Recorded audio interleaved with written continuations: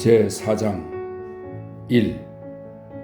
성강기는 알파타리스에서 나온 남자들로 만원이었고 레니나가 들었을 때 많은 사람들이 친근하게 머리를 끄덕이거나 미소로 인사를 했다. 그녀는 인기가 높아서 그들 거의 모두와 한 번씩은 밤을 같이 보낸 적이 있었다. 그들의 인사에 답례를 보내면서 그녀는 모두가 사랑스러운 청년들이라고 생각했다. 매력 있는 청년들이지. 그렇기는 해도 그녀는 조지 에드젤의 귀가 그렇게까지 크지 않았더라면 좋았겠다는 생각이 들었다.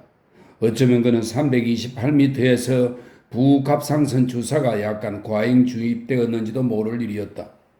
그리고 베니토 후보를 보자 그녀는 옷을 다 벗은 그의 온몸에 난 무성한 털이 자꾸만 눈앞에 어른거렸다. 베니토의 곱슬거리는 시커먼 털이 생각나서 침울해진 그녀는 시선을 돌렸는데 한쪽 구석에서 버나드 마르커스의 우울한 얼굴과 자그마하고 야윈 모습이 눈에 띄었다. 버나드, 그녀는 그에게로 다가갔다. 당신을 찾던 참이었어요?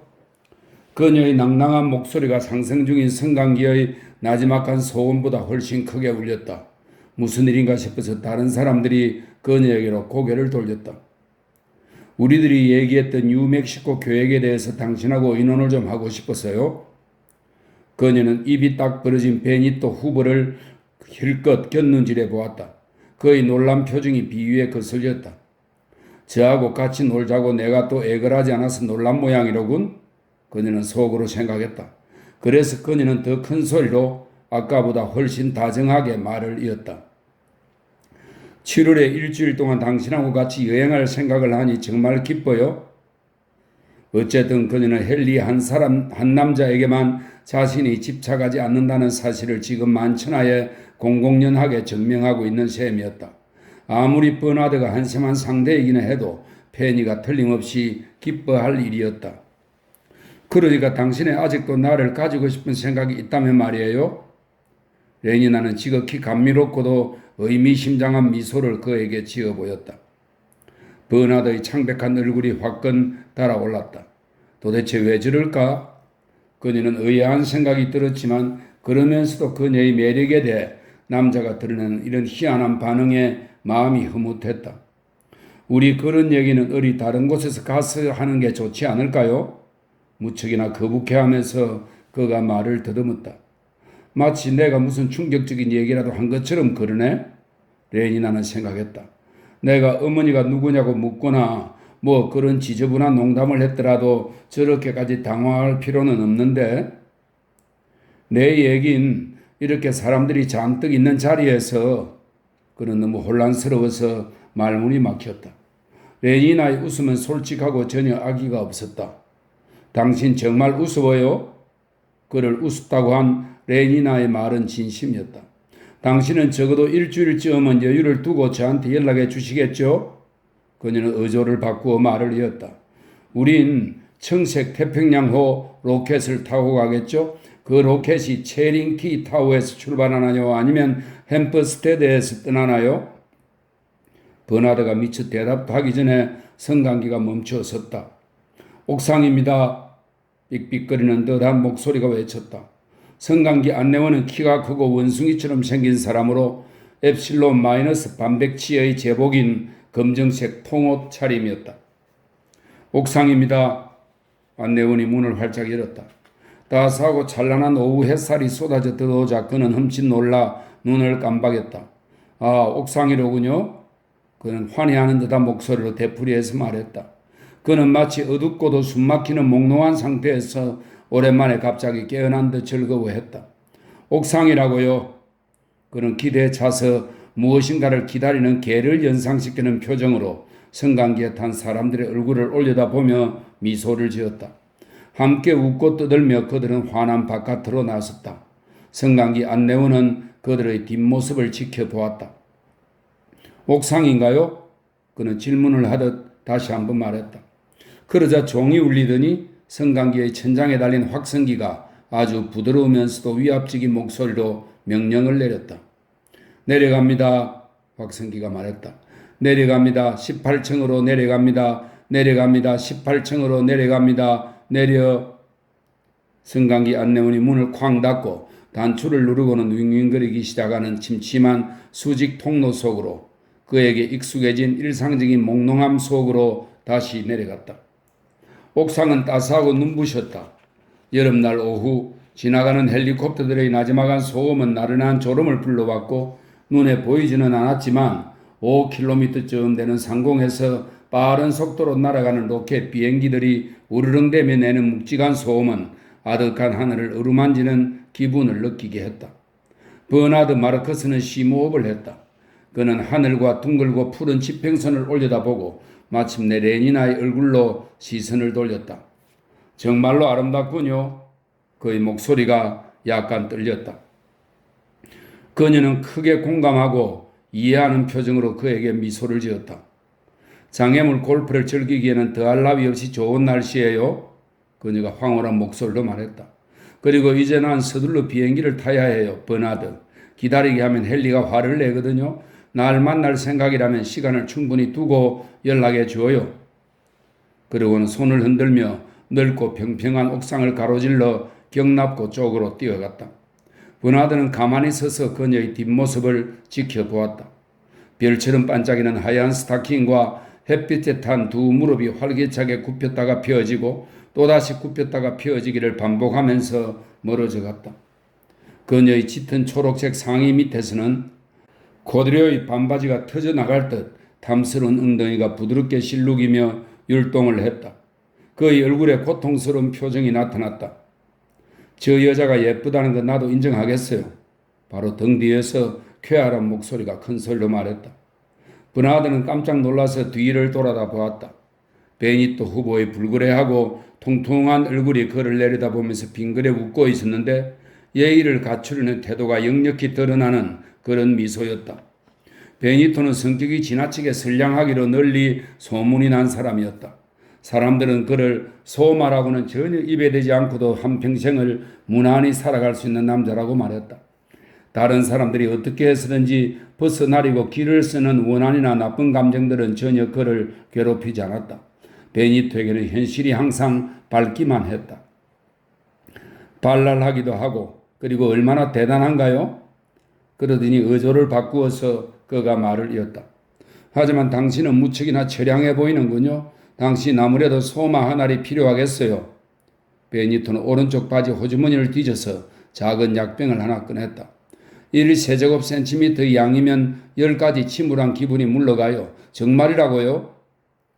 버나드는 갑자기 몸을 돌려 달아나 버렸다. 베니토는 그의 뒷모습을 물끄러미 쳐다보았다. 저 친구는 왜 저럴까? 그는 의아한 생각이 들었으나 저 불쌍한 친구의 대형 혈액에 알코올이 들어갔다는 얘기가 정말인 모양이라고 판단하고는 머리를 설레설레 흔들었다. 아마 두뇌에 영향을 주었나 봐.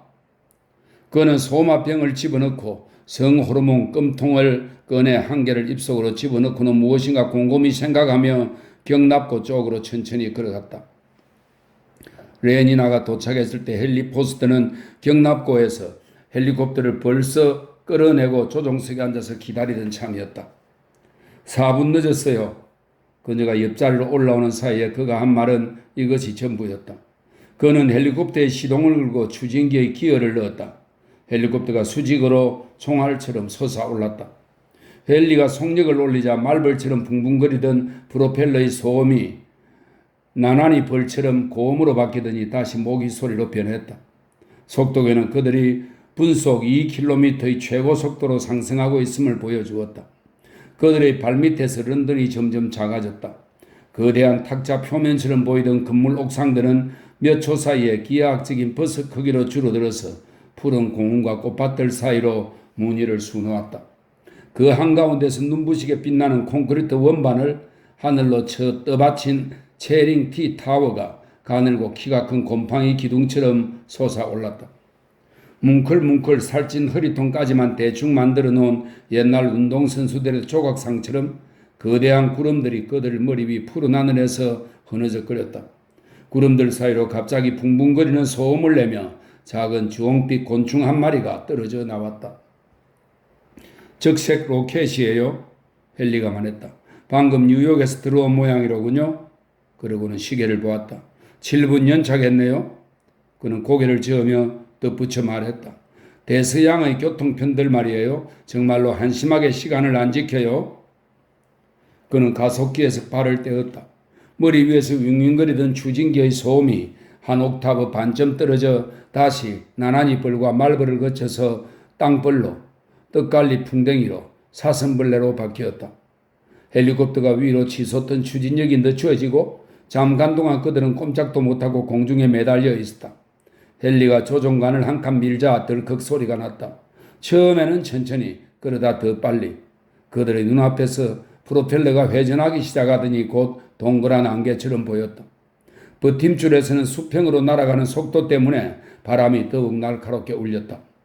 헬리는 회전계에서 눈을 떼지 않았고 바늘 눈금이 1200에 이르자 헬리콥터 추진기의 기어를 풀었다. 헬리콥터는 자체의 날개판만으로도 충분히 날아갈 만큼 추진력을 얻었다. 레니나는 발밑에 있는 바닥 창문을 통해 아래를 내려다보았다. 그들은 런던 중심부를 벗어나 위성교외 지역으로 진입해 첫 번째 환영공원에서 6km 지점의 상공을 날아가고 있었다. 푸른 풀밭의 생명체들이 까마득히 멀어서 구더기들처럼 보였다. 촘촘히 들어선 내 쏘고치기 탑들이 나무들 사이에서 반짝였다. 양치기의 숲 근처에서는 2000쌍의 베타- 혼성 복식조가 전구를 치고 있었다.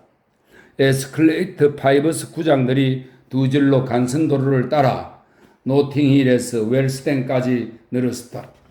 1린 경기장에서는 델타 체조 시범과 공동체 노래가 진행되는 중이었다. 황갈색은 정말 흉측한 색깔이에요. 레니나가 그녀의 신분 계급이 받은 최면 학습에서 습득한 편견을 드러내며 한마디 했다. 하운슬로 촉감 영화 제작소 건물들은 7.5헥타르에 걸쳐 자리를 잡고 있었다. 영화사 근처에는 금정과 황갈색 차림의 근로자 대집단이 서부 대로의 시면에 유리를 다시 입히느라 바빴다. 그들이 상공을 비행하는 사이에 밑에서는 거대한 이동 저장고 하나가 용액을 쏟아냈다.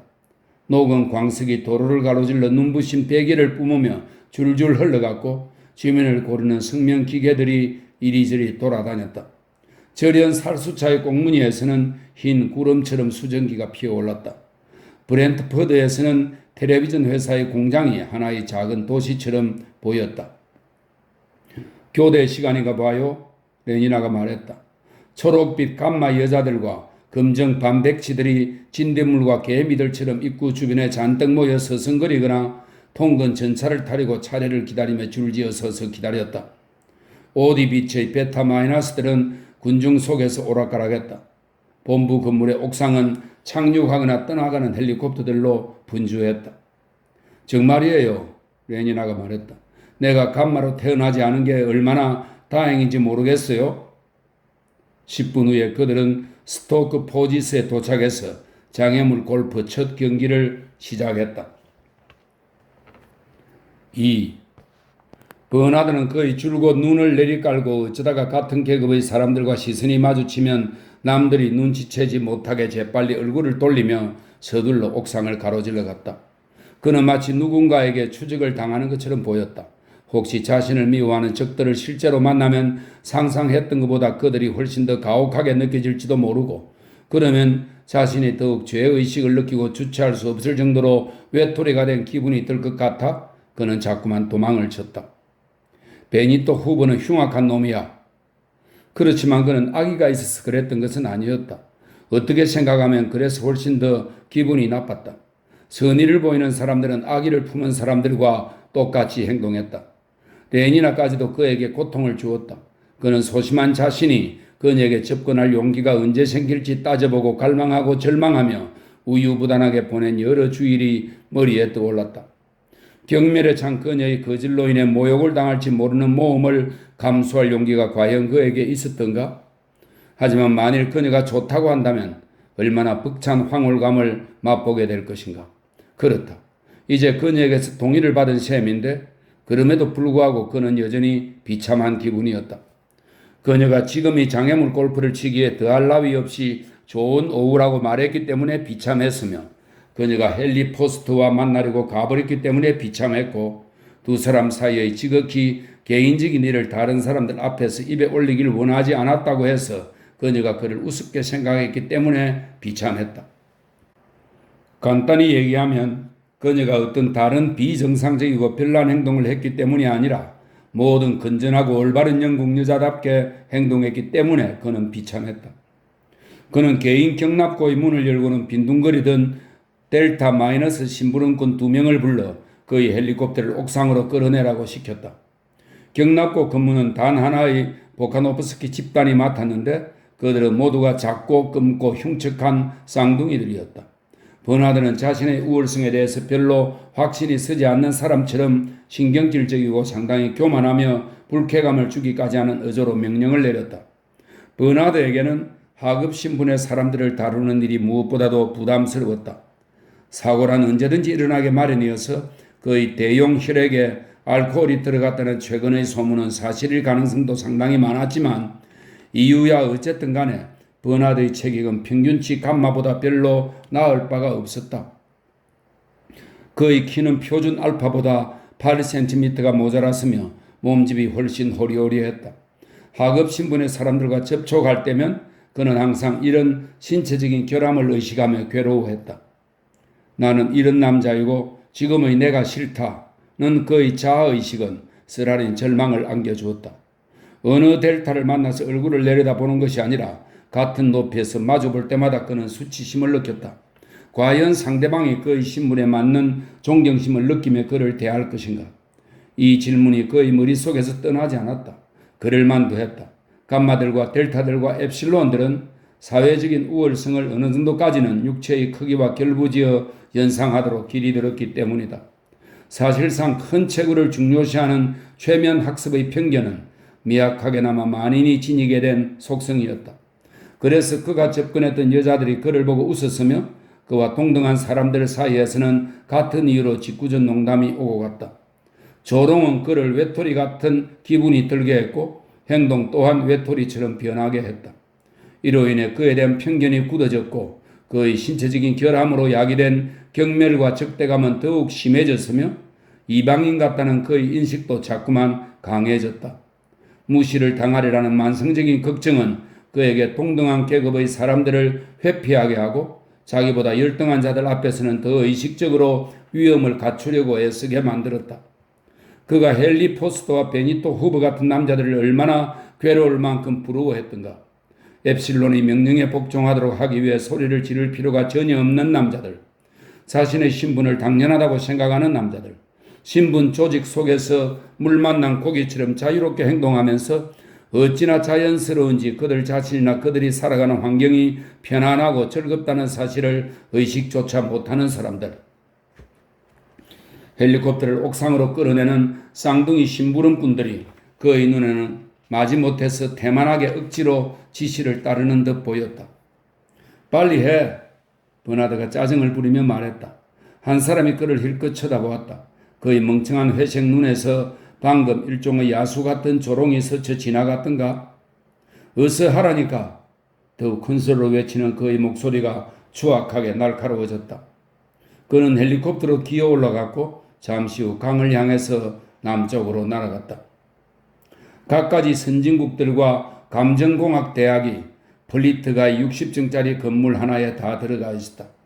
지하층과 그 아래쪽 여러 층에는 상류계급 신문 라디오 15와 연두색 감마 가제트 그리고 황갈색 종이에 한 음절짜리 단어로만 이루어진 델타 미러 이렇게 3대 런던 신문의 인쇄소와 사무실이 자리를 잡았다. 다음에는 텔레비전, 촉감 영화, 합성 음향과 음악을 매개체로 삼는 각종 선진국이 22층까지 차지했다. 그 위로는 녹음 작가들과 합성 음악 작곡가들이 세밀한 작업을 하도록 방음 시설을 갖춘 방들과 연구 실험실들이 있었다. 꼭대기 18층에는 감정공학대학이 들어서 있었다. 버나드는 선전본부의 옥상에 착륙한 다음 헬리콥터에서 내렸다. 헬름 홀츠 왓슨 씨에게 연락해서 버나드 마르크스가 옥상에서 기다린다고 전해. 그는 감마 플러스 짐꾼에게 명령한 뒤 자리를 잡고 앉아 담배에 불을 붙였다. 정갈이 내려왔을 때 헬름 홀츠 왓슨은 글을 쓰고 있었다. 당장 올라가겠다고 전해. 그가 말하고는 전화를 끊었다. 그러더니 비서에게로 돌아서서 내 물건들을 치워줘요 라고 변함없이 사무적이고 냉정한 어조로 말했다. 헬러몰츠는 여비서의 환한 미소를 무시하고 몸을 이렇게 활기차게 문으로 걸어갔다. 그는 몸집이 건장한 남자였으며 두툼한 가슴에 어깨가 딱 벌어졌고 체구가 육중하면서도 동작은 탄력성 있게 빠르고 민첩했다. 그의 목은 아름답게 생긴 머리를 튼튼하고 둥근 기둥처럼 떠받치고 있었다. 검은 곱슬머리에 인상이 뚜렷했다. 그는 힘차고 강인한 매력이 넘쳤으며 그의 비서가 입에 침이 마르도록 자꾸만 되풀이하던 말대로 어느 구석으로 보나 철저한 알파 플러스였다. 그의 직업은 감정공학대학의 문해 창작과 강사였으며 교육활동을 하는 틈틈이 감정공학자로 일했다. 그는 라디오 15에 정기적으로 글을 기고했으며 촉감영화의 대본을 만들었고 최면 학습을 위한 시와 표어를 써내는 등 재능을 한껏 발휘하는 인물이었다. 유능함이 그에게 내린 상관들의 일관된 평가였다. 그리고 그들은 보통 머리를 슬레슬레 흔들고는 의미심장하게 목소리를 낮추었다. 약간 지나치게 유능하다는 게 걱정이지만 그렇다. 약간 지나치게 유능하다는 그들의 말이 옳았다. 헬머몰츠 왓슨의 경우에는 정신적인 과잉 능력이 버나드 마르크스의 신체적인 결함이 남긴 결과와 비슷한 영향을 주었다. 버나드는 뼈와 근육이 너무 빈약해서 같은 계급의 사람들로부터 고립되었고 최근의 기준에 따르면 이런 소외감은 정신적인 과잉 상태나 마찬가지여서 더 큰 괴리의 원인이 되었다. 반면 헬머몰츠로 하여금 거북할 정도로 자신을 의식하고 혼자뿐이라는 기분을 느끼게 만드는 원인은 지나치게 넘치는 능력이었다. 두 남자가 가진 공통점은 그들이 혼자라는 인식이었다.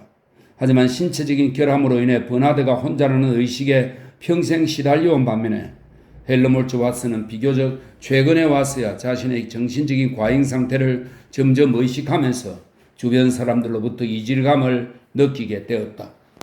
에스컬레이터 스쿼시 공놀이의 명수이자 4년도 안 되는 사이에 640명의 다른 여자들을 섭렵했다고 소문이 날 정도로 지칠 줄 모르는 호색가였고 위원회의 우수한 회원이며 사람들과 지극히 잘 어울리는 이 남자는 운동과 여자와 단체활동 따위가 그의 인생에서 최고의 가치가 아니라는 인식을 갑작스럽게 깨달았다. 마음속 깊은 곳에서 그는 다른 무엇인가를 추구했다. 하지만 그것이 무엇일까? 이 문제를 놓고 그와 의논하기 위해 버나드가 찾아온 것인데 의논이라고는 하지만 얘기는 항상 헬머몰츠가 도맡아서 했기 때문에 사실 그는 친구의 주장을 들어주기만 하려고 찾아왔다는 표현이 더 정확하겠다. 헬머몰츠가 성관계에서 내리려는데 합성 목소리 선정국 소속의 매혹적인 세 여자가 미리 나와서 기다리다가 앞을 가로막았다. 아, 사랑하는 헬머몰츠, 우리들하고 엑스무어로 가서 저녁 식사나 같이 해요. 여자들이 애걸하며 그에게 매달렸다. 그는 고개를 저으며 그들을 밀치고 지나갔다. 싫어요, 싫어요. 우린 다른 남자는 한 명도 초청하지 않을 거예요. 하지만 헬머몰츠는 이런 즐거운 유혹에도 불구하고 계속 요지부동이었다. 싫어요. 그가 되풀이해서 말했다. 난 바빠요. 그리고 그는 고집스럽게 나아갔다. 여자들이 그의 뒤를 따라갔으나 그가 버나드의 헬리콥터로 올라가 문을 쾅 닫은 다음에야 그들은 추적을 포기했다. 물론 잔소리가 뒤따르기는 했지만 여자들은 골치 아파요. 헬리콥터가 공중으로 쏴서 오르는 사이에 그가 말했다. 여자들이 지겨워요. 그리고 그는 고개를 저으며 얼굴을 찡그렸다. 너무나 한심해요. 버나드는 겉으론 그렇다고 동의했지만 그런 말을 하면서도 그는 헬머몰츠처럼 별로 힘들이지 않고 그렇게 많은 여자들을 손에 넣을 수 있으면 정말로 좋겠다고 생각했다. 그는 갑자기 자랑을 하고 싶은 강렬한 욕구를 느꼈다. 나는 레니나를 데리고 뉴멕시코에 가기로 했어요. 그는 최대한 느긋하고 자연스러운 어조로 말했다. 그런가요? 전혀 관심이 없다는 태도로 헬머몰츠가 말했다. 그러더니 잠깐 침묵을 지킨 다음에 말을 이었다. 지난 한두 주일 동안에 나는 내가 접촉하던 위원회와 여자들의 숫자를 줄여왔어요. 그걸 가지고 대학에서 얼마나 야단들이었는지 당신은 상상도 못할 거예요. 그래도 그럴 만한 가치는 충분했어요. 그 결과로 그가 머뭇거렸다. 뭐랄까 그들은 이상해요. 아주 이상하죠. 육체적인 결함은 일종의 정신적인 과잉을 유발시킨다. 같은 과정이 역으로 작용하는 경우도 가능한 듯했다. 정신적인 과잉은 나름대로의 목적을 성취하기 위해서 금욕주의라는 인위적인 불감증을 유발시키기도 하는데 고의적으로 자초한 이런 고독은 보지도 듣지도 못하는 상태로 이어지기 때문이다. 나머지 짤막한 시간 동안의 비행은 침묵 속에서 이루어졌다. 버나드의 방에 도착해서 그들이 푹신한 소파에 편안하게 자리를 잡은 다음에 헬름홀츠가 다시 얘기를 시작했다. 아주 어린 목소리로 그가 물었다. 당신의 내면에서 밖으로 나올 기회만 기다리는 무엇이 존재한다는 기분을 느껴본 적이 있나요? 당신이 사용하지 않는 여분의 힘이랄까 아시잖아요. 발전소에서 터빈을 통과하지 않고 폭포처럼 그냥 쏟아지는 물 같은 거 말입니다. 그는 호기심 어린 표정으로 버나드를 쳐다보았다. 그러니까 만일 상황이 달라지면 인간이 느끼게 될지도 모르는 그런 모든 정서 말인가요? 헬름홀츠는 고개를 저었다. 꼭 그런 얘기는 아니에요. 내가 알고 싶은 게 뭐냐면 가끔 난 이상한 기분을 느끼는데 나에게는 무엇인가 꼭 해야 할 중요한 말이 있고 그 말을 할 능력도 지녔지만 그러면서도 이상하게 그 말이 무엇인지 모르겠고 그것을 표현하는 능력 또한 전혀 쓰지 못한다는 그런 기분이 들어요. 그것을 글로 표현하는 다른 방법은 혹시 없을까? 아니면 글로 표현할 다른 무슨 대상이 없을까? 그는 잠시 침묵을 지키다가 마침내 다시 말을 이었다. 당신도 알다시피 나는 새로운 표현을 지어내는 솜씨가 꽤 좋아요. 그러니까 최면 학습상으로는 빤한 내용이면서도 너무나 새롭고 흥분을 자아내서 마치 바늘방석을 깔고 앉기라도 한 듯 갑자기 벌떡 일어나게 만드는 그런 표현 말이에요. 하지만 그것으로는 충분하지 못한 듯 싶어요. 표현뿐만 아니라 그런 표현으로 구성되는 개념들 역시 좋아야 하니까요. 하지만 당신이 쓴 글들은 훌륭하잖아요, 헬름홀츠. 아, 그야 쓸만한 정도는 되겠죠. 헬름홀츠가 어깨를 으쓱했다. 하지만 별로 대단치는 않아요. 웬일인지 그런 것들은 별로 중요하지 않다는 생각이 들어요. 나는 훨씬 더 중요한 무엇을 해낼 능력을 지녔다는 기분이랄까요? 그래요. 훨씬 강력하고 훨씬 격렬한 무엇을요. 하지만 그것이 무엇일까요? 내가 해야 할 더 중요한 말은 무엇일까요? 그리고 우리들은 글로 써야 할 그런 대상들에 관해서 어떻게 정열적으로 행동할 수가 있을까요? 어휘들이란 X선이나 마찬가지여서 제대로 사용하기만 한다면 그것은 무엇이라도 뚫고 들어갑니다. 글을 읽는 사람이 거기에 찔리는 셈이죠. 무엇인가를 뚫고 들어가는 글을 어떻게 쓰느냐.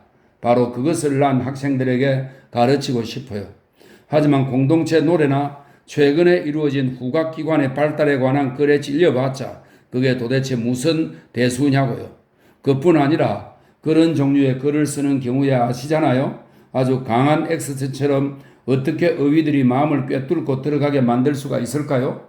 시시한 내용을 가지고 어떻게 대단한 웅변을 할 수가 있나요? 결국은 그것이 문제입니다. 나는 노력하고 또 노력하는데 버나드가 갑자기 손가락 하나를 들어 보이며 조심하라고 말했다. 그들은 귀를 기울였다. 문 밖에 누가 와 있는 것 같아요. 그가 나지막히 말했다. 헬름홀츠가 몸을 일으켜 발끝으로 방을 가로질러서 재빠른 동작으로 문을 벌컥 열었다. 물론 그곳에는 아무도 없었다. 미안합니다. 거북한 기분으로 겸연쩍은 표정으로 버나드가 말했다. 아마 신경이 좀 날카로워진 모양이에요. 누가 날 의심하면 나도 상대방을 의심하게 되기 마련이니까요. 버나드는 손으로 두 눈을 문지르고 한숨을 지었다. 그의 목소리는 애원하는 어조로 바뀌었다. 그는 자신을 변호하려고 했다. 최근에 내가 어떤 일을 겪었는지 당신은 상상도 못할 거예요. 당장 눈물이 쏟아질 것 같은 얼굴로 그가 말했다. 그의 자아 연민은 갑자기 터져나오는 분수처럼 분출했다. 당신은 상상도 못한다고요. 헬름홀츠는 조금쯤 거북한 기분을 느끼며 그의 얘기를 들었다. 가엾은 버나드. 그는 속으로 생각했다. 하지만 동시에 그는 친구가 상당히 창피하게 느껴졌다. 그는 버나드가 조금이나마 자신감을 보여주기를 바랐다. 제5장 1. 8시가 되자 날이 저물었다. 스토크포지스 회관 탑의 확성기에서는 굵직한 목소리로 구장들이 문을 닫는다는 방송을 시작했다. 레니나와 헨리는 경기를 중단하고 회관 쪽으로 되돌아 걸어갔다. 내분비 외분비 합동작업장에서는 파는 로열의 거대한 공장에서 쓸 원료로 호르몬과 우유를 공급하느라 수천 마리의 소들이 나지막하게 울어대는 소리가 들려왔다. 석양이 깃든 하늘에는 끊임없이 윙윙거리는 헬리콥터들의 소음이 가득했다. 골프를 치던 하급 신분의 사람들을 저마다의 경기장에서 대도시로 실어 나르는 경량급 모노레일 기차의 출발을 알리느라 2분 30초마다 한 번씩 시끄러운 호루라기와 종소리가 울렸다. 레니나와 헨리는 그들의 헬리콥터를 타고 출발했다.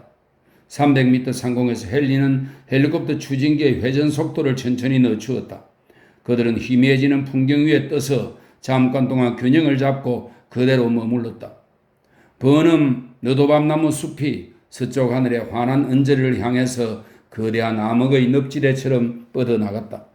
지평선에서는 진홍빛이던 마지막 석양이 위로 올라가면서 주황빛으로 바뀌더니 노랑을 거쳐 물처럼 연한 초록빛으로 점점 엷어졌다. 북쪽으로는 나무들 너머로 20층에 달하는 내분비 외분비 공장의 모든 창문이 강렬하고 눈부신 전기 불빛을 휘황찬란하게 쏟아냈다.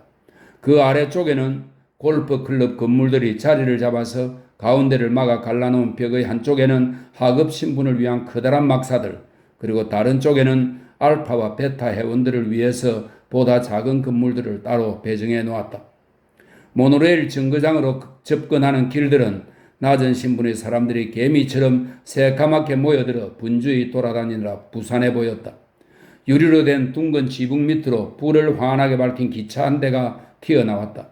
어두운 평원을 가로질러 남동쪽으로 달리는 기차를 쫓아가던 그들의 시선은 슬라우 화장터에 이르렀다. 야간 비행의 안전을 위해서 화장터의 높다란 굴뚝에는 4개의 투광 조명등이 설치되어 있으며 꼭대기에는 진홍빛 위험 신호 표지 등을 달아놓았다. 화장터는 이정표 노릇을 했다. 왜 굴뚝마다 저렇게 발코니 같은 걸 뚫어 놓았나요? 레니나가 물었다. 인을 회수하기 위해서죠. 헨리가 지극히 간결하게 설명했다. 굴뚝을 따라 올라가는 사이에 가스는 4차례 개별적인 처리 과정을 거쳐요. 전에는 사람을 화장시킬 때마다 오산화인이 대기 중에 그냥 날아가서 순환되지 않았지만 이제는 98% 이상 회수합니다. 성인의 시체 한 구당 1.5kg 이상을 말이에요. 그러면 영국에서만 한 해에 400톤 상당의 인을 생산할 수 있습니다. 그것이 마치 자신이 이루어놓은 업적이라도 한 듯 진심으로 즐거워하며 헨리는 행복한 자부심을 드러냈다. 죽은 다음에도 우리들이 계속해서 사회적으로 쓸모가 있다는 생각을 하면 기분이 좋아요. 식물들을 자라게 해주니까요. 그러는 사이에 레니나는 시선을 돌려 수직으로 아래쪽에 아득하게 위치한 모노레일 정거장을 바라보았다. 좋은 일이죠. 그녀가 동의했다. 하지만 알파들과 베타들이라고 해서 저 아래 지저분하고 하찮은 감마들이나 델타들, 엡실론들보다 식물이 조금이라도 더 잘 자라도록 하지 못한다는 걸 생각하면 기분이 묘해져요. 모든 인간은 물리화학적으로 평등하기 때문이죠. 헨리가 단호하게 말했다. 그뿐 아니라 엡실론들까지도 없어서는 안 될 존재들입니다. 엡실론들까지도 말이죠. 레니나는 학교를 다니던 어린 소녀였을 때 한밤중에 잠에서 깨어났던 기억이 갑자기 머릿속에 떠올랐다. 그녀는 밤마다 잠을 자는 동안 은은하게 들려오던 속삭임을 그날 밤 처음 맑은 정신으로 똑똑히 들었다. 여느 때처럼 방 안을 비추는 달빛과 줄지어 늘어선 작고 하얀 침대들이 다시 보였고 매일 밤새도록 수없이 반복돼서 잊힐 리도 없거니와 사실상 잊을 수도 없는 귀에 익은 어휘들을 그대로 되풀이하는 나지막하고도 나지막한 목소리가 들렸다. 모든 사람은 다른 모든 사람을 위해서 일합니다. 우리는 누구 하나라도 없으면 살아갈 수가 없습니다. 엡실론들까지도 쓸모가 있습니다. 우리는 엡실론들이 없으면 살아갈 수가 없습니다. 모든 사람은 다른 모든 사람을 위해서 일합니다. 우리는 누구 하나라도 없으면 살아갈 수가. 레니나는 그날 밤 처음으로 느꼈던 공포와 놀라움의 충격을 떠올렸다. 그리고 반시간 동안 멍하니 깨어 있다가 끝없이 반복되던 어휘들의 체민이 걸려 서서히 마음이 가라앉고 점점 편안하고 차분해지더니 슬그머니 잠이 찾아오던 순간을 기억했다. 내 생각에 엡실론들은 자기가 엡실론이 되었다는 걸 조금도 개의치 않는 모양이에요. 그녀가 정신을 가다듬고 말했다. 물론 개의치 않죠. 그럴 리가 있겠어요?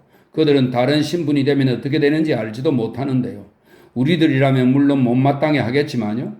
하지만 우리들은 다른 습성 훈련을 받았잖아요. 그뿐 아니라 우리들은 조상도 달라요. 난 내가 엡실론이 아니어서 기뻐요. 레니나가 확신을 얻었다는 듯 자신만만하게 말했다. 그리고 만일 당신이 엡실론이라면 당신이 받은 조건 반사 습성 훈련 때문에 자신이 베타나 알파가 아니라는 데 대해서 마찬가지로 감사하게 생각했을 거예요. 헨리가 말했다. 그는 전진 프로펠러에 기어를 넣고 헬리콥터를 런던 쪽으로 몰았다. 그들 뒤의 서쪽에서는 진홍빛과 주황색 노을이 거의 다 사라지고 시커먼 구름 기둥들이 절벽을 타는 것처럼 하늘 꼭대기를 향해 기어 올라갔다. 화장터 위로 날아가자 헬리콥터는 굴뚝들에서 뿜어져 나오는 뜨거운 공기 기둥에 밀려 위로 껑충 날아올랐고 공기가 차가운 지역으로 들어서자 갑자기 다시 떨어졌다. 정말로 기막힌 고개로군요. 레니나가 유쾌하게 웃었다. 하지만 헨리의 어조는 비록 잠깐 동안이었으나 우울한 분위기로 바뀌었다. 헬리콥터가 왜 고개를 부리는지 알아요? 그가 말했다. 그건 어떤 인간이 마지막으로 확실하게 사라지면서 만들어낸 가스 때문이었어요. 한 차례 그색에 뿜어나오는 뜨거운 바람이 되어 올라가 사라지는 인간 말입니다. 그것이 누구였는지, 여자인지 남자인지 알파인지 엡실론인지 그걸 알면 기분이 묘해질 거예요. 그는 한숨을 쉬었다. 그러더니 단호하고도 쾌활한 목소리로 결론을 지었다. 어쨌든 한 가지 분명한 사실은 그가 누구였든지 간에 살아있을 때는 행복했으리라는 점이죠. 지금은 누구나 행복하니까요. 그래요. 지금은 누구나 다 행복하죠. 레니나가 맞장구를 쳤다. 매일 밤 150번씩 반복되는 이 말을 그들은 12년 동안 들어왔다. 헨리가 거주하는 웨스트민스터의 40층짜리 아파트 옥상에 내린 그들은 곧장 식당으로 내려갔다. 그들은 시끄럽고 유쾌한 사람들과 함께 그곳에서 기막힌 식사를 즐겼다. 커피와 함께 소마가 나왔다. 레니나는 반그램짜리 2개를 그리고 헨리는 3개를 먹었다. 9시 20분에 그들은 길을 건너 새로 문을 연 웨스트민스터 대사원 무도장으로 갔다. 구름이 거의 끼지 않고 달도 뜨지 않아 별이 총총한 밤이었지만 전체적으로 따지면 우울한 이런 분위기를 레니나와 헨리는 다행히 의식하지 못했다. 공중에 설치한 전기 간판들이 바깥의 어두운 하늘을 효과적으로 차단했기 때문이다. 신축한 대사원 건물의 정면에서 켈빈 스토퍼스와 16인의 색소폰 연주자들이라는 거대한 글자들이 손짓해 유혹하듯 반짝거렸다. 런던 최고의 향기와 빛깔 풍금, 최신 합성 음악 총동원. 그들은 안으로 들어갔다. 실내 공기가 뜨거운 듯 했고 용련향과 백단향, 냄새로 숨이 막힐 지경이었다. 연회장의 둥근 지붕 천장에는 빛깔 풍금이 어느새 열대의 석양을 그려내기 시작했다. 16인의 색소폰 연주자들은 옛날에 인기가 높았던 귀엽고 작은 내 유리병보다 좋은 유리병은 세상에 없다네를 연주했다. 400상의 남녀가 윤을 낸 무도장에 둘러서서 5박자의 춤을 추었다. 잠시 후에 레니나와 헨리는 401번째의 쌍이 되었다. 색소폰은 달밤에 노래하는 고양이처럼 흐느끼 울었고 죽음이 그들의 눈앞에 다가오기라도 하는 듯 알토와 테너의 음조로 신음했다. 색소폰들이 갖가지 화려한 화음이 넘쳐나면서 합창을 하듯이 절정을 향해 올라가며 커지고 떨리다가 또 커졌다. 그러다가 마침내 지휘자가 손을 한번 흔들자 에테르 음악이 찢어지는 듯 마지막으로 터져 나왔는데 기껏해야 인간에 지나지 않는 16 연주자들의 존재는 음향에 휩쓸려 흔적조차 남기지 않고 사라져버릴 것만 같았다.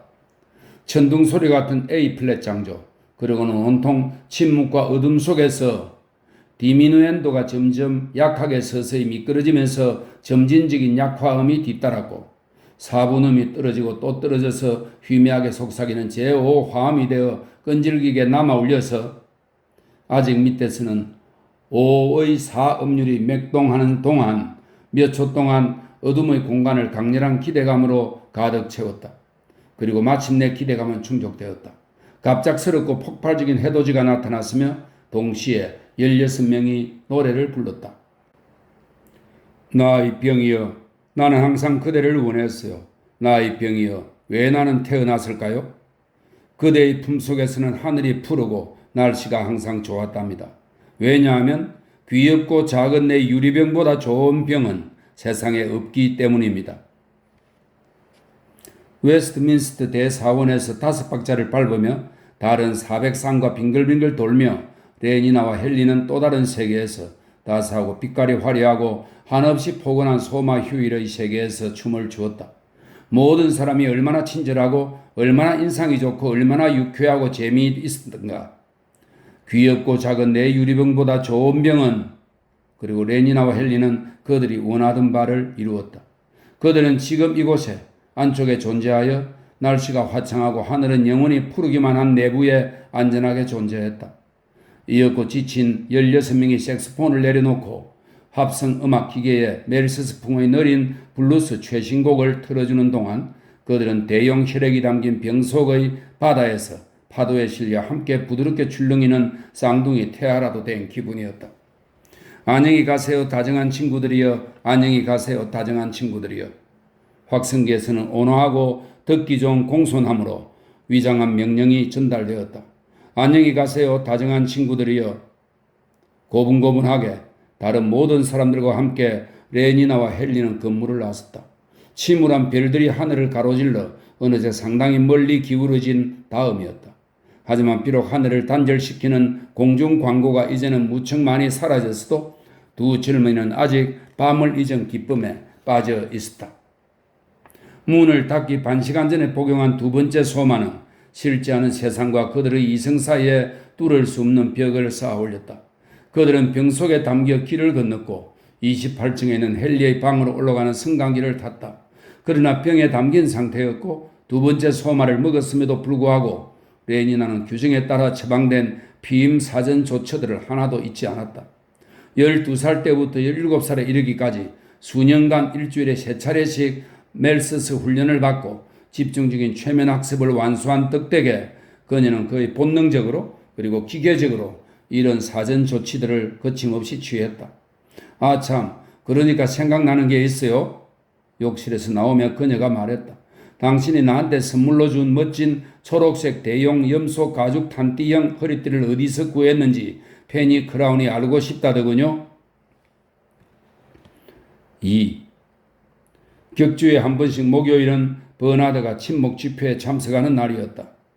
제2항의 규칙에 따라 헬르몰츠가 최근에 회원으로 선정된 아프로디테움에서 그는 저녁 식사를 일찍 끝낸 다음 친구와 헤어져 옥상에서 비행 택시를 불러 운전사에게 포드슨 단체 음악당으로 가자고 말했다. 택시가 200m쯤 공중으로 솟아오른 뒤 동쪽으로 향했고 방향을 바꾸는 사이에 버나드의 눈앞에는 거대하고 아름다운 음악당 건물이 나타났다. 320m에 달하는 하얀 모조 대리석 건물이 러드게이트 힐 너머에서 투광 조명을 받고 눈처럼 새하얗게 빛났으며 헬리콥터 착륙장의 내모서리에 세우는 거대한 T자가 어두운 밤하늘을 배경으로 저마다 진홍빛으로 빛났다. 그리고 주둥이가 널찍한 24개의 황금빛 나팔 확성기에서 엄숙한 합성 음악이 우르렁거리며 울려 퍼졌다. 제기랄 지각이로군. 버나드는 음악당의 빅 헨리 시계가 눈에 띄자마자 혼자 말을 했다. 그가 택시비를 내는 사이에 빅 헨리가 시간을 알렸다. 포드. 모든 황금빛 나팔들로부터 우렁찬 저음의 목소리가 울려 퍼졌다. 포드, 포드, 포드. 포드 소리가 9번 반복되었다. 버나드는 승강기로 뛰어갔다. 포드의 날 기념행사와 다른 대규모 단체 노래 모임이 열리는 대강당은 건물의 맨 아래층에 있었다. 그 위로는 한 층에 100개씩 모두 7,000개의 방이 있어서 2주일 동안 집회에 참석하는 단체들이 사용했다. 버나드는 33층에서 내려 복도를 따라 서둘러 걸어가서는 3210호실 문 밖에 서서 잠깐 머뭇거리다가 결국 용기를 내어 문을 열고 안으로 들어갔다. 포드님이시여 감사합니다. 그는 꼴찌가 아니었다. 둥근 탁자 주변에 늘어놓은 12개의 의자 가운데 3개가 아직 비어있었다. 그는 가능한 한 남들의 눈에 띄지 않도록 가장 가까운 자리에 슬그머니 앉아서는 더 늦게 오는 사람들이 들어올 때마다 얼굴을 찡그릴 준비를 갖추었다. 왼쪽에 앉은 여자가 그에게로 시선을 돌리며 물었다. 오늘 오후에 무슨 오락을 했나요? 장애물 골프인가요? 아니면 전자골프였나요? 버나드가 그녀를 쳐다보았는데 포드님이시여, 모르가나 로스차일드가 아닌가. 그는 낯을 붉히며 장애물 골프와 전자골프 두 가지를 다 하지 않았다고 시인할 수밖에 없었다. 모르가나는 깜짝 놀라서 그를 빤히 쳐다보았다. 어색한 침묵이 흘렀다. 그러자 그녀는 매섭게 왼쪽으로 얼굴을 돌려 훨씬 활동적인 남자에게 말을 붙였다. 오늘의 침묵 집회는 시작부터 싹수가 노랗구나. 버나드는 비참하게 생각했고 자신이 또다시 명예회복에 실패하리라는 예감이 들었다. 가장 가까이 놓인 의자에 무뚝대고 서둘러 앉는 대신에 주위를 한번 둘러보았다면 얼마나 좋았을까. 피피 브래들레프와 조에나 디젤 사이에도 빈자리가 있었다. 그런데 하필이면 그는 장님처럼 모르가나 옆에 들컥 앉고 말았다. 모르가나 옆에 말이다. 포드님이시여, 그녀의 저 시커먼 두 눈썹, 아니 눈 위에서 붙어버린 저 일자 눈썹, 포드님이시여. 그리고 그의 오른쪽에 앉은 여자는 클라라 디트딩이었다.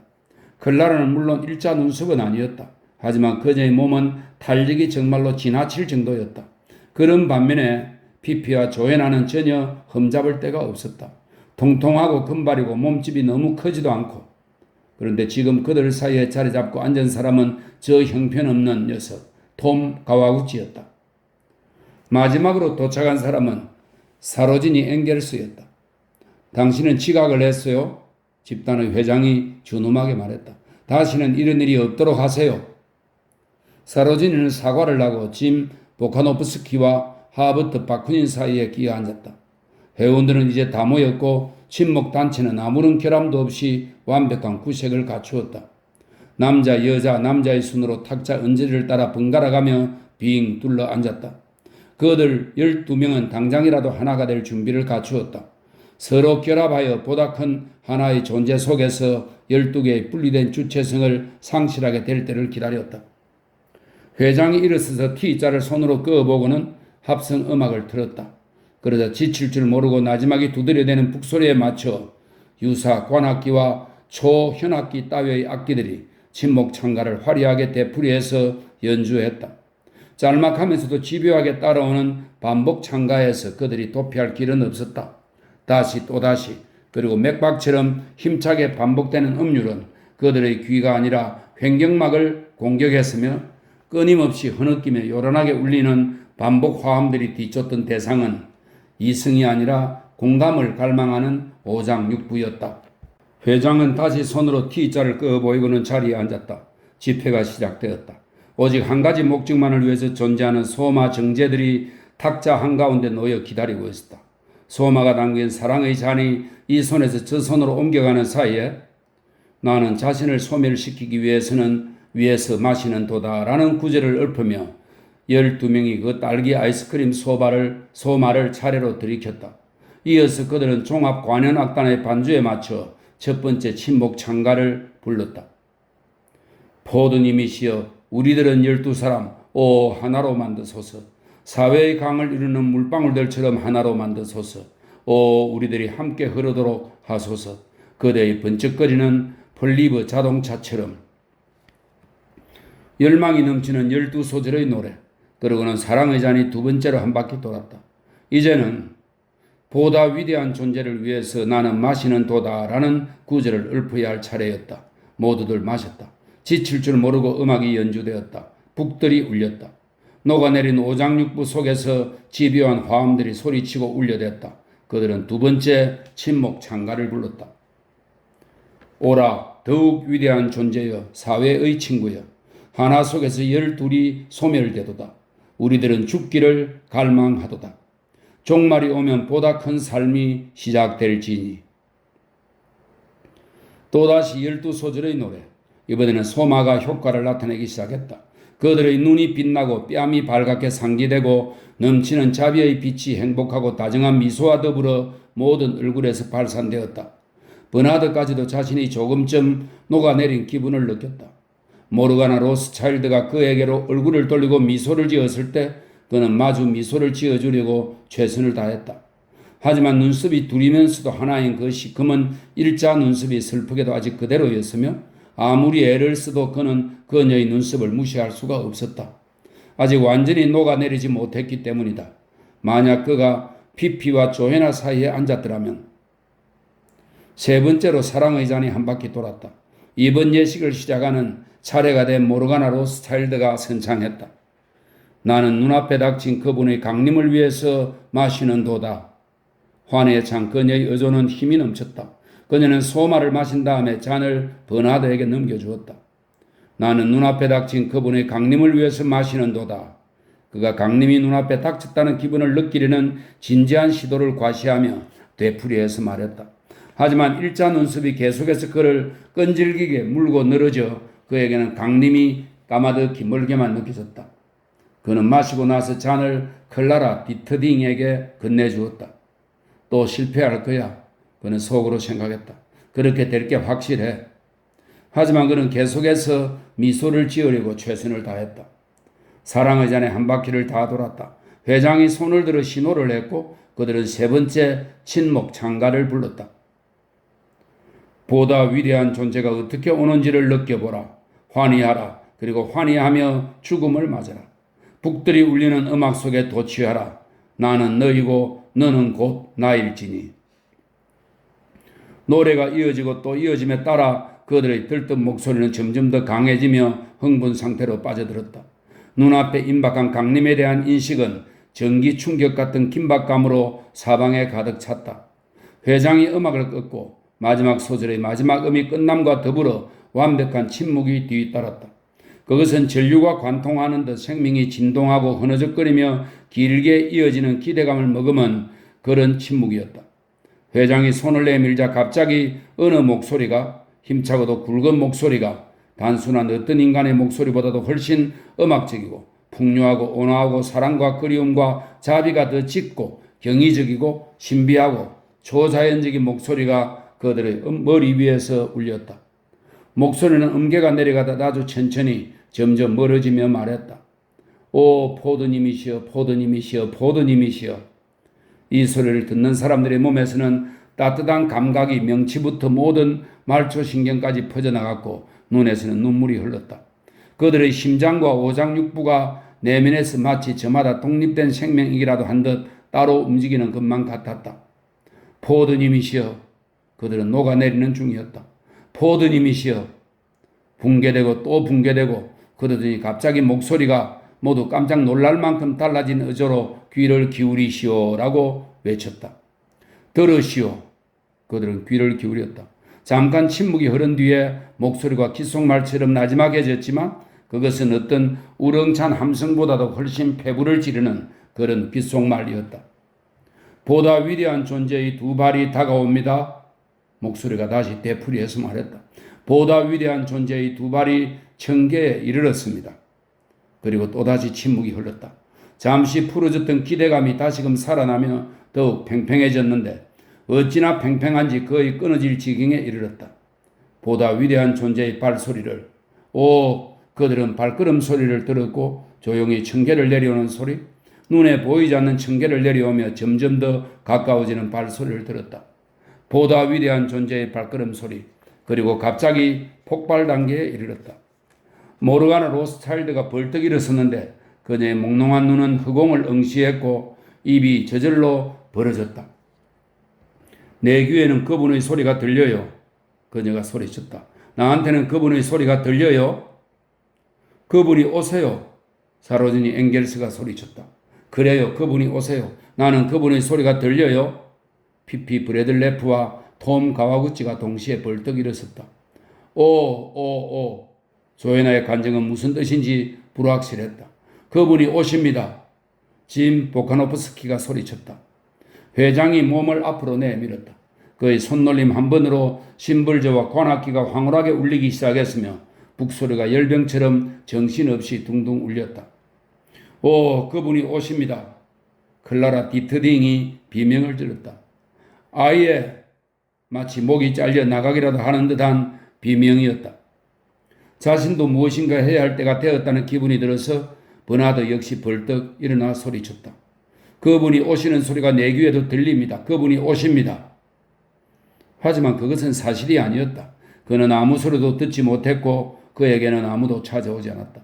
아무리 음악이 울리고 흥분된 분위기가 고조되어도 그를 찾아오는 사람은 없었다. 하지만 그는 일부러 두 팔을 휘젓고 어느 누구 못지않게 고함을 질렀다. 다른 사람들이 몸을 흔들고 발을 구르며 춤추기 시작하자 그도 역시 몸을 흔들고 춤을 추었다. 저마다 앞에서 춤추는 사람의 엉덩이에 두 손을 얹고 원을 그려 행진하며 빙빙 돌았다.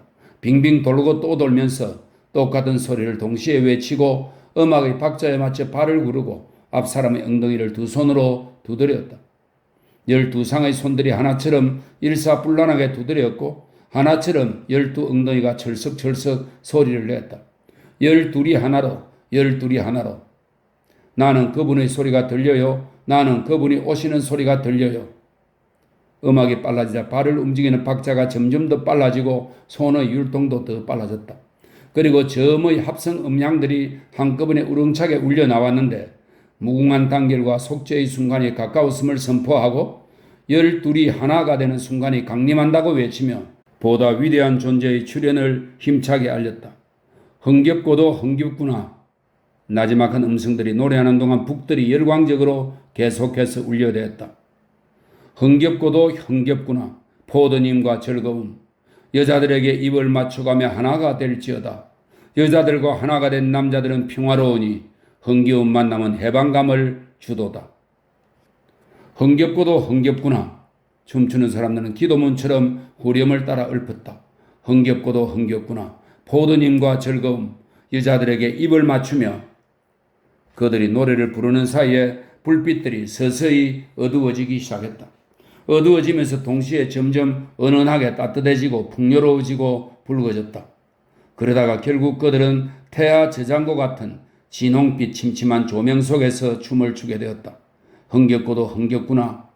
사람들은 태아 때의 핏빛 속에서 얼마 동안 계속 빙빙 돌고 거칠 줄 모르는 율동에 맞춰 두드리고 또 두드렸다. 흥겹고도 흥겹구나. 이렇게 동그라미 대형이 흔들려 무너지고 부분적으로 와해되더니 동그라미를 둘러싼 다른 동그라미처럼 탁자와 그 주변에 위성처럼 늘어선 의자들을 다시 바깥에서 둥글게 에워싼 긴 의자들 위로 그들이 쓰러졌다. 흥겹고도 흥겹구나. 부드럽게 저음의 목소리가 흥얼거리고 노래했다. 춤을 추다가 이제는 엎드렸거나 모로 누운 사람들 위에서 침침한 붉은 빛이 마치 거대하고 시커먼 비둘기처럼 자비롭게 굽어보며 선회하는 것 같았다. 그들이 옥상으로 올라가기 직전에 빅 헨리가 11시를 알렸다. 밤은 평온하고 따스했다. 멋지지 않았어요? 피피가 말했다. 정말 기막히지 않았어요? 그녀는 황홀한 표정으로 버나드를 쳐다보았다. 그러나 마음의 동요나 흥분은 흔적조차 없는 상태였다. 흥분 상태는 아직 만족하지 못했음을 의미하기 때문이다. 그녀의 황홀감은 단순히 공허한 포만감과 허망함이 아니었으니 그것은 균형을 이룬 삶, 안식과 안정의 활력, 그리고 성취감이 가져다준 차분한 황홀경이었다. 그것은 생동하는 풍요와 평화였다. 왜냐하면 침묵 집회는 빼앗기만 하는 게 아니라 베풀기도 하며 고갈시키는 것도 다시금 보충하기 위해서였기 때문이다. 그녀는 충만하고 완전해졌고 그녀 자신을 초월한 경지에 이르렀다. 당신은 좋지 않았어요? 초현실적으로 빛나는 눈으로 버나드의 얼굴을 살피며 그녀가 끈질기게 물었다. 그래요, 나도 좋았습니다. 그는 거짓말을 하고 시선을 돌렸는데 찬란해진 그녀의 얼굴이 그의 고립 상태를 비난하면서도 냉소적으로 상기시키는 것 같았기 때문이다. 그는 집회가 시작되었을 때 못지않게 지금도 비참할 만큼 격리된 상태였다. 그는 다시금 중독되지 못한 공허함과 죽어버린 포만감으로 인해 더 고립되고 말았다. 다른 사람들이 보다 위대한 존재 속에서 융화하고 몰입한 반면에 홀로 떨어져 재생되지 못했던 그는 모르가나의 포옹을 받던 순간까지도 홀로였으며 사실상 과거의 어느 때보다도 더욱 절망적으로 혼자였다. 그가 침침한 진홍빛에서 평범한 전깃불이 빛나는 현실로 되돌아왔을 때 의기소침한 그의 마음은 고뇌의 상태로까지 전락하고 말았다. 그는 한없이 비참했다. 그녀의 빛나는 눈이 노골적으로 비난했듯이 어쩌면 그것은 그의 잘못인지도 몰랐다. 상당히 좋았어요. 그가 되풀이해서 말했지만 그의 머릿속에서는 모르가나의 일자 눈썹만이 어른거렸다.